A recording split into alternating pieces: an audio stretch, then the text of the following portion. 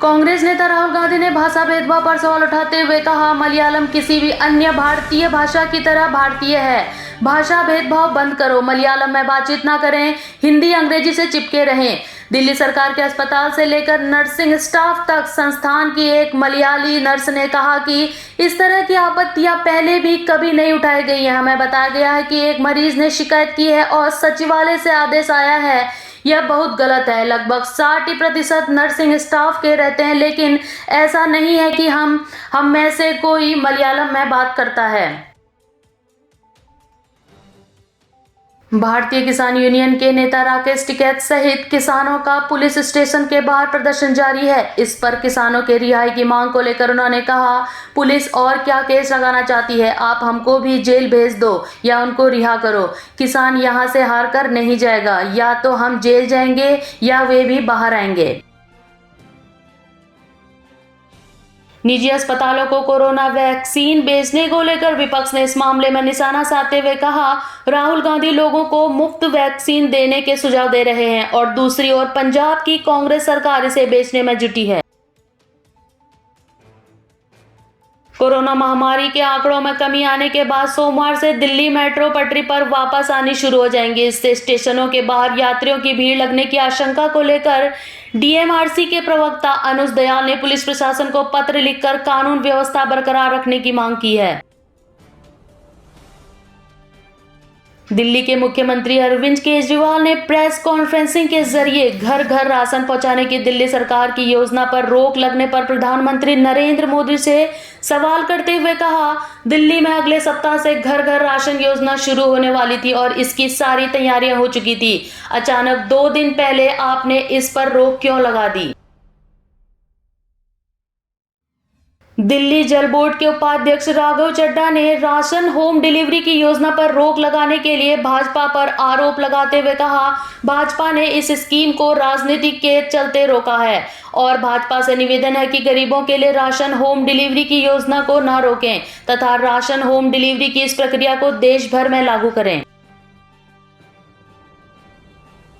गाजियाबाद के सिहानी गेट थाना इलाके के पटेल नगर में नशे में धुत कार सवार 3 आरोपियों ने निजी अस्पताल की 2 महिला कर्मचारियों के साथ छेड़छाड़ की। स्थानीय लोगों के इकट्ठा होने पर आरोपी फरार हो गए। मौके पर पहुंची पुलिस ने कार के नंबर के आधार पर आरोपी करण और शिवम को गिरफ्तार कर लिया है। यूपी में कोरोना के मामले लगातार कम होने के बाद सिर्फ 4 जिलों को छोड़कर अब 71 जिलों को कोरोना कर्फ्यू मुक्त घोषित कर दिया गया है। प्रयागराज में कोरोना संक्रमण के दौरान केंद्रीय एवं राज्य कर्मचारियों को डीए को लेकर वित्त मंत्रालय के अफसर और कर्मचारी नेताओं की 8 मई को प्रस्तावित बैठक नहीं होने की आशंका को लेकर कर्मचारियों द्वारा आंदोलन की चेतावनी दी गई है। उत्तर प्रदेश के बिजनौर जिले में मुरादाबाद के पकवाड़ा निवासी व्यापारी कुलदीप गुप्ता का शव मिलने से पुलिस में हड़कंप मच गया। इस पर पुलिस ने शव को पोस्टमार्टम के लिए भेज दिया। इलाहाबाद विश्वविद्यालय एवं संगठक विश्वविद्यालय ने ऑनलाइन मार्कशीट जारी करने की प्रक्रिया शुरू कर दी है। छात्र छात्राएं वेबसाइट के माध्यम से भी मार्कशीट प्राप्त कर सकते हैं। गोरखपुर में मुख्यमंत्री योगी आदित्यनाथ की सुरक्षा की वजह से गोरखपुर मंदिर के दक्षिण पूर्वी कोने पर स्थित 11 लोगों के घर खाली करवाए जाएंगे। जिला प्रशासन ने कहा, सभी की सहमति के बाद घर खाली कराए जाएंगे तथा संबंधित परिवारों को दूसरी जगह बसाने की व्यवस्था की जाएगी। यूपी के सहारनपुर के नानोता थाना पुलिस द्वारा शनिवार को चौकी जंगेड़ी पर चेकिंग के दौरान पिकअप गाड़ी एवं मोटरसाइकिल सवार बदमाशों द्वारा पुलिस पार्टी पर फायरिंग किए जाने पर मुठभेड़ में गोली लगने से 3 बदमाशों सहित 6 बदमाशों को गिरफ्तार कर लिया गया है। वहीं बदमाशों द्वारा की गई फायरिंग में 2 पुलिसकर्मियों को भी गोली लगी।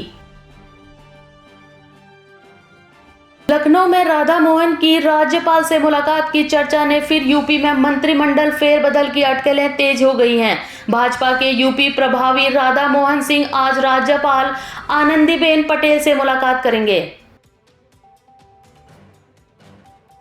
जम्मू कश्मीर में रविवार की सुबह लोगों द्वारा भूकंप के झटके महसूस किए गए। हालांकि इसमें किसी भी जनहानि के नुकसान की कोई खबर नहीं आई है। रिएक्टर स्केल पर इसकी तीव्रता 2.5 मापी गई। मुंबई के मलाड वेस्ट इलाके में एक 16 साल की नाबालिग लड़की के साथ एक ही रात में 3 अलग-अलग जगहों पर रेप और गैंगरेप का मामला सामने आया है। इस घटना पर पुलिस ने 4 युवकों को गिरफ्तार कर लिया, जबकि 2 आरोपियों की तलाश अभी जारी है। महाराष्ट्र के मुख्यमंत्री उद्धव ठाकरे ने एक कार्यक्रम के दौरान ऑनलाइन चर्चा में हिस्सा लेते हुए भाजपा पर तंज कसते हुए कहा, अगर मुझे वोट देने वाले लोग कोविड-19 महामारी से नहीं बच सके तो सत्ता का क्या फायदा। तथा उन्होंने विपक्षी दल से कहा, कोविड-19 के बीच सत्ता की लालसा से काम करने से अराजकता उत्पन्न होगी। सीएम बदलने की अटकलों के बीच कर्नाटक के मुख्यमंत्री बीएस येदियुरप्पा ने कहा, जिस दिन शीर्ष नेतृत्व से आदेश आएगा उसी दिन मैं इस्तीफा दे दूंगा। और उन्होंने कहा, मुझे नहीं लगता कि राज्य में भाजपा का कोई वैकल्पिक नेतृत्व नहीं है। मध्य प्रदेश के भोपाल में कोरोना वैक्सीन को लगाने के लिए ट्रक चालकों ने ट्रक पर वैक्सीन लगवाने का संदेश लिखवाया है, जिससे वे लोगों को वैक्सीन लगवाने के लिए जागरूक कर रहे हैं।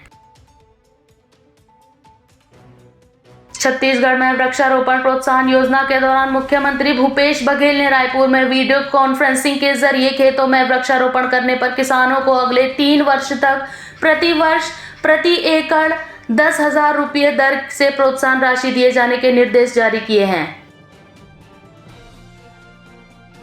छत्रसाल स्टेडियम में पहलवान सागर धनखड़ की हत्या के आरोपी पहलवान सुशील कुमार को मंडोली जेल में इन दिनों जान का खतरा बना हुआ है। इस पर सूत्रों का कहना है कि सुशील की सुरक्षा के लिए जेल में खास इंतजाम किए गए हैं। सुशील को सीसीटीवी कैमरे की निगरानी पर रखा गया है और सुशील की सुरक्षा तमिलनाडु पुलिस के जिम्मे है। एक टेस्ट मैच में डेब्यू करते हुए सौरव गांगुली और रणजीत सिंह जी के रिकॉर्ड को पीछे छोड़ते हुए पहली पारी में इंग्लैंड में दोहरा शतक बनाने वाले डेवोन कॉनवे ने पहला खिलाड़ी बनकर कैल्पर वेसेस के 39 साल पुराना रिकॉर्ड तोड़ा। डरबन स्थित क्वाजुलू नेटल यूनिवर्सिटी के शोधकर्ताओं ने दक्षिण अफ्रीका की एचआईवी संक्रमित एक महिला का करीब 7 महीने तक कोरोना वायरस की चपेट में आने का खुलासा किया है। महिला के शरीर में म्यूटेशन स्पाइक देखे गए। हालांकि महिला में मौजूद इन म्यूटेशंस का प्रसार अन्य लोगों में भी हुआ है या नहीं, इसकी पुष्टि अभी नहीं हो पाई है। उत्तरी कैरोलिना रिपब्लिकन कन्वेंस पार्टी के सम्मेलन में अमेरिका राष्ट्रपति डोनाल्ड ट्रंप ने कहा, हम उत्तरी कैरोलिना एक बार फिर से जीतेंगे और हम 1 साल में उत्तरी कैरोलिना के इस महान राज्य को आगे बढ़ाएंगे तथा इसके जमीनी स्तर पर कार्य चल रहा है।